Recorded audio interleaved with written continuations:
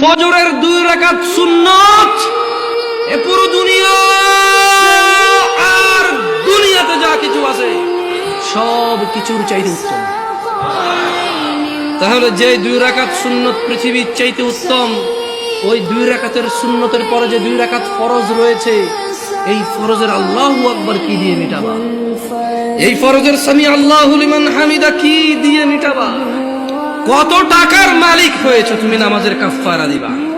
যেখানে সুন্নত 2 রাকাতের মূল্য পুরো পৃথিবীর সমস্ত সম্পদ বিক্রি করে যদি একটা স্বর্ণ কিনা হয়, ওই স্বর্ণকে যদি এক পাল্লায় রাখা হয়, আর ফজরের 2 রাকাত সুন্নতকে যদি এক পাল্লা রাখা হয়, ফজরের 2 রাকাত সুন্নত ভারী।